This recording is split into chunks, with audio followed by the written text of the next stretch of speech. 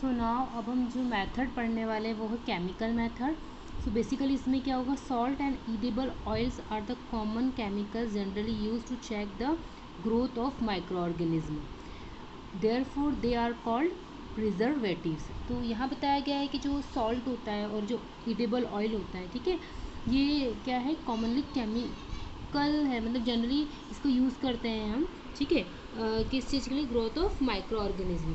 Therefore they are, इसीलिए इनको क्या बोला जाता है, प्रिजर्वेटिव्स बोला जाता है, ठीक है।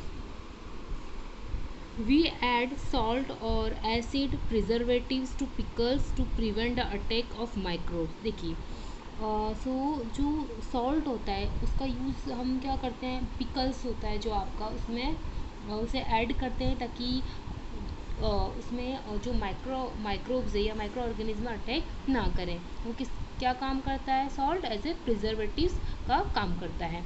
Sodium sodium benzoate and sodium meta bisulphate are common preservatives. इसके अलावा कुछ और सॉल्ट, मतलब कुछ और नेम में, जैसे हम बोलते हैं sodium benzoate and sodium meta bisulphide, ये भी एक कॉमन प्रिजर्वेटिव है जिन्हें हम फूड को प्रिजर्व करने के लिए यूज़ करते हैं, ठीक है। किससे प्रिजर्व करते हैं, किससे बचाते हैं, for micro organism. There are also used in jams and squeezes to check their spoilage। इसके अलावा जैम्स होते हैं, स्क्वेजेस होते हैं, उसमें भी मतलब उनमें भी इनका यूज़ किया जाता है।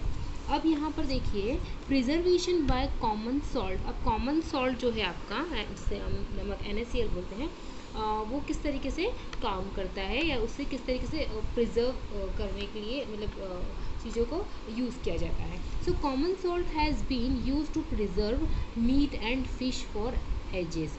देखिए, यहाँ पर बताया गया है कि जो मीट होता है या फिश बोलो आप, इन्हें प्रिजर्व करने के लिए जो आपका NaCl है या सॉल्ट है, नमक है, इसका यूज़ किया जाता है। Meat and fish are covered with dry salt to check the growth of bacteria. देखिए, क्या करते हैं, जो मीट होता है या फिश होता है उसके ऊपर जो ड्राई सॉल्ट लगा दिया जाता है ना। Salting is also use to preserve amla, raw mangoes and termite etcetera. इसके अलावा जो ये आपका सॉल्ट है, इसका यूज़ हम जो आंवला होता है आपका, ये जो आम कच्चा आम होता है उससे भी, या इमली टर्माइन होती है ना, इन्हें प्रिजर्व करने के लिए भी यूज़ किया जाता है।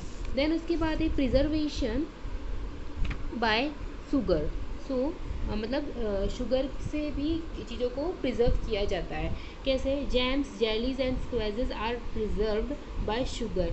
जैम्स होता है या जो जेली होती है, स्क्वेजेस होता है, इनको भी प्रिजर्व किया जाता है bye sugar. Sugar reduces the moisture content which inhabits the growth of bacteria which spoil food. देखिए, सो शुगर क्या करती है, रिड्यूस करती है, क्या रिड्यूस करती है, मॉइस्चर, ठीक है, जिससे क्या होता है, जो बैक्टीरिया होते हैं वो क्या नहीं करते हैं, ग्रो नहीं करते हैं।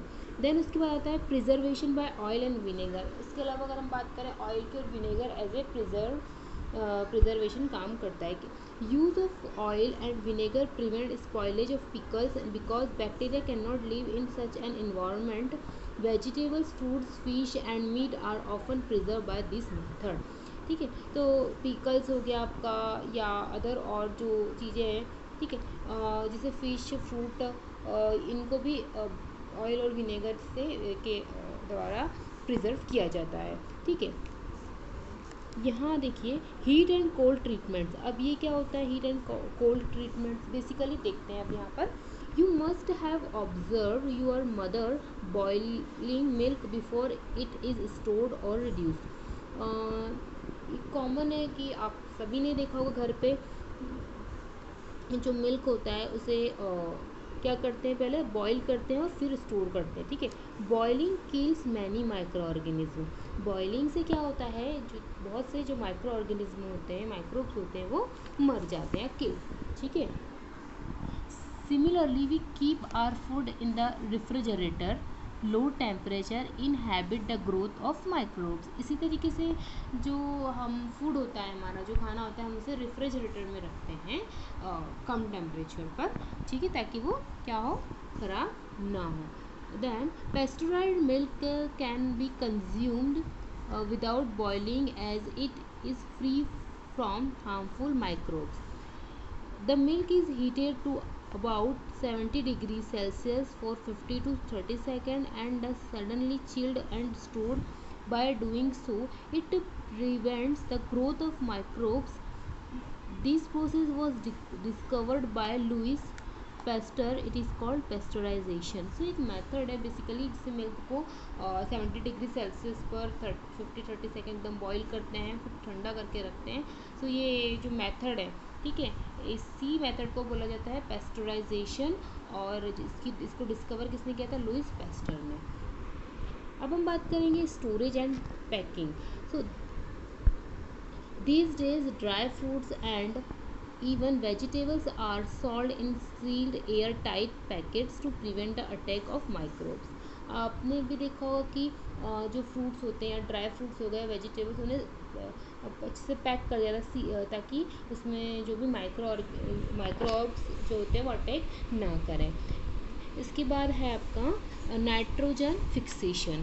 सो यहाँ देखिए, you have learned about the bacterium Rhizobium in class 6th and 7th. It is involved in the fixation of nitrogen in leguminous plant.